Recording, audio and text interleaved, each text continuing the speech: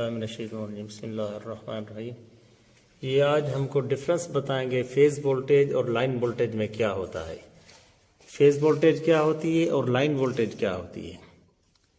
हमें मालूम है कि ट्रांसफार्मर से एलटी में से 4 तारें निकलती हैं, उनमें से एक न्यूट्रल और 3 फेज़ होते हैं। जब हम डोमेस्टिक सप्लाई चलाते हैं, सिंगल फेज सप्लाई चलाते हैं, तो उसमें 2 तारें इस्तेमाल की जाती हैं, जिसको हम सिंगल फेज 2 वायर सिस्टम बोलते हैं। हालांकि 3 फेज होते हैं, उनके कलर कोड है RYB, चौथा न्यूट्रल होती है। सिंगल फेज सप्लाई चलाने के लिए 2 तारें इस्तेमाल होती हैं, फेज और न्यूट्रल।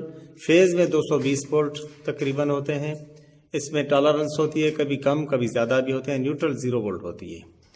इसको समझने के लिए ऐसे समझें कि अगर हमको सिंगल फेज सप्लाई चलानी है तो फेज के साथ न्यूट्रल, दूसरे फेज के साथ भी न्यूट्रल और तीसरे फेज के साथ भी हम न्यूट्रल मिलाएंगे।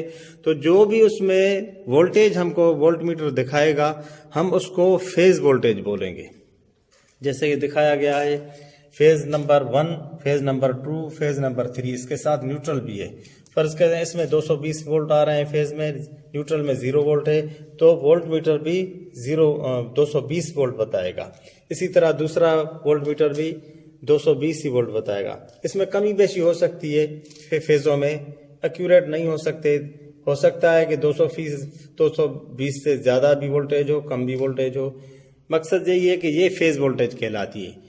न्यूट्रल के साथ अगर हम फेज को मिलाकर चेक करेंगे तो इसको बोलेंगे हम फेज वोल्टेज। इसी तरह लाइन वोल्टेज, लाइन वोल्टेज क्या होती है? ये 2 फेजों के दरमियान जो वोल्टेज हमको मिलेगी, दोनों फेजों को हम मिलाकर चेक करेंगे तो वहां से जो हमको वोल्टेज मिलेगी, हम उसको लाइन वोल्टेज बोलते हैं। इस सप्लाई को हम इंडस्ट्रियल सप्लाई बोलते हैं, जो 3 फेज होती है। 3 फेज 3 वायर सिस्टम भी होता है, 3 फेज 4 वायर सिस्टम भी होता है। 4 वायर सिस्टम में एक न्यूट्रल होती है, 3 फेज होते हैं। उन फेजों के कलर कोड होते हैं RYB, रेड येलो ब्लू, और न्यूट्रल का कलर कोड ब्लैक होता है, काले रंग की होती है। इसकी हम वोल्टेज इस तरह चेक करते हैं कि फेज एक को फेज दूसरे के साथ दोनों को मिलाकर उनको चेक करेंगे। वोल्ट मीटर की 2 तारें हैं, एक फेज पर एक, दूसरे पर दूसरी तार लगाएंगे। जो इन दोनों की वोल्टेज हमको मिलेगी, हम उसको लाइन वोल्टेज बोलते हैं। मसलन ये हमने दिखाया है फेज नंबर 1, फेज नंबर 2, ठीक है। इसमें 220 वोल्ट आ रहे हैं, दूसरे में भी 220 वोल्ट आ रहे हैं, मगर लाइन वोल्टेज इधर 381 दिखा रही है। ये कैसे हो रहा है? फार्मूला होता है √3। √3 के फार्मूले के मुताबिक देखे रहे हैं आप, फेज 1 में इधर लिखा हुआ है, फेज 1 में 220 वोल्ट हैं, दूसरे फेज में भी 220 वोल्ट हैं। ये तो 440 हम तस्वर करेंगे वोल्टेज है। मगर लाइन वोल्टेज कैसे होगी? √3 का फार्मूला हम लगाएंगे, जिसका आंसर होता है 1.73। √3 का ये फार्मूला है, इसका जवाब आएगा 1.732। अब हम 440 जो हमारे वोल्ट थे, 2 फेज में अलग अलग हमने मेजर किए थे, इनको डिवाइड करेंगे 2 से तो 220 होगा। अब 1.732 को हम मल्टीप्लाई ज़रब देंगे 220 से तो 381 वोल्ट। ये हमारी लाइन वोल्टेज होती है। अब फेजों में कमी बेशी होगी तो लाइन वोल्टेज में भी कमी बेशी होगी। जैसे आप देख रहे हैं, एक फेज में 190, दूसरे में 200 वोल्ट आ रहे हैं, ये तो 390 हो गए। मगर लाइन वोल्टेज कैसे होगी? 390 को हम डिवाइड करेंगे 2 के साथ, 195 हो गए।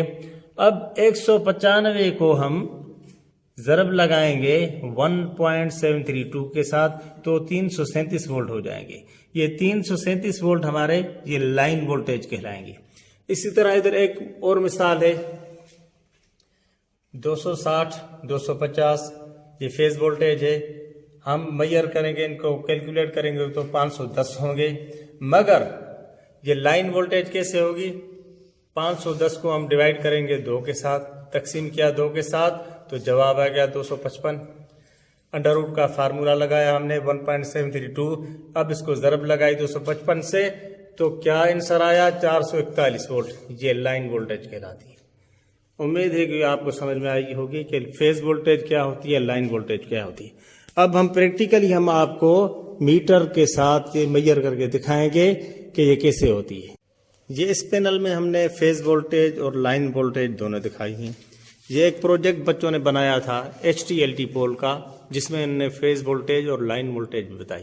HT हाई टेंशन 11 kV को हम बोलते हैं, और LT लो टेंशन, हम ये जो फेज निकलते हैं 3, उसके साथ न्यूट्रल निकलती है। इन्हीं तीनों फेजों में फेज वोल्टेज भी होती है, लाइन वोल्टेज भी होती है। न्यूट्रल के साथ अगर हम मेजर करेंगे फेजों को तो ये फेज वोल्टेज कहलाएगी। अगर हम दोनों फेजों पर इसको चेक करेंगे तो इसको हम लाइन वोल्टेज बोलेंगे। अब प्रैक्टिकली हम आपको यहाँ ये चेक करके दिखा रहे हैं। यहाँ 3 फेज आ रहे हैं, RYB, रेड येलो ब्लू, उसके साथ न्यूट्रल भी है। अब हम मेजर करेंगे कि वाकई ये वोल्टेज में डिफरेंस है फेज में और लाइन में। अब अच्छे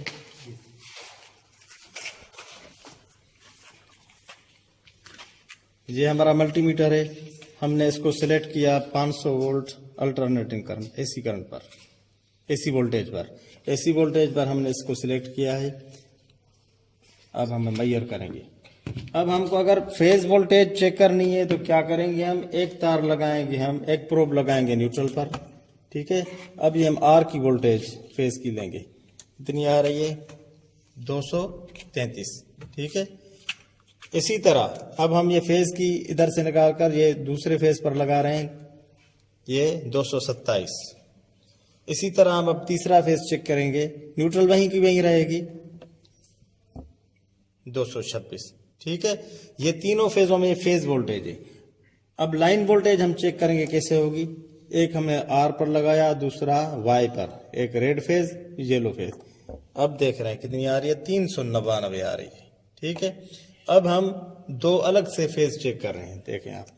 अब हमने येलो पर और ब्लू पर लगाया, अब कितनी है, 394 आ रही है।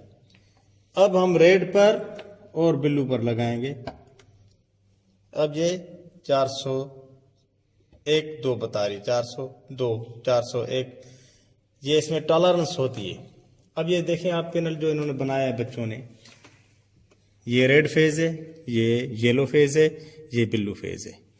अब इन 2 फेजों की ये वोल्टेज है, यहाँ इसकी ये लाइन वोल्टेज है, फिर इन 2 की ये लाइन वोल्टेज है, फिर इन 2 की ये लाइन वोल्टेज है। उम्मीद है कि आपको पता लग गया हो गया कि फेज वोल्टेज और लाइन वोल्टेज को कैसे मेजर किया जाता है। ये हमारे बच्चे हैं, फर्स्ट ईयर के हैं, इनको हम ये बता रहे हैं कि फेज वोल्टेज और लाइन वोल्टेज कैसे चेक की जाती है। आपका नाम क्या है? वकार सिंह, सज्जाद अहमद, फारूक अहमद, मोहम्मद साबन, अहमद हुसैन, इनामुल्लाह, अब्दुल्ला जतोई, वकार मसीह, आसिफ अनवर, गुलाम हुसैन, रजा अब्बास सुमरो, अब्दुल हमीद सुमरो। अब बैठे। मैं इनका टीचर हूँ गुलाम सर, और मेमन मेरे ज़ेरे निगरानी ये क्लास में प्रोजेक्ट्स वगैरह बनते रहते हैं।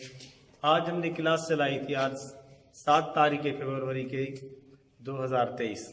ये हमने इनको फेज वोल्टेज और लाइन वोल्टेज के बारे में बताया और प्रैक्टिकली इनको चेक करके भी दिखाया। ये बच्चे हैं अल्हम्दुलिल्लाह, ये फर्स्ट ईयर के हैं, आहिस्ता आहिस्ता ये हुनरमंद हो जाएंगे।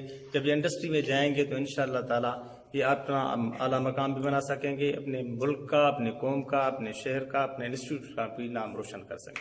उम्मीद है ये आपको पसंद आया होगा। Thank you.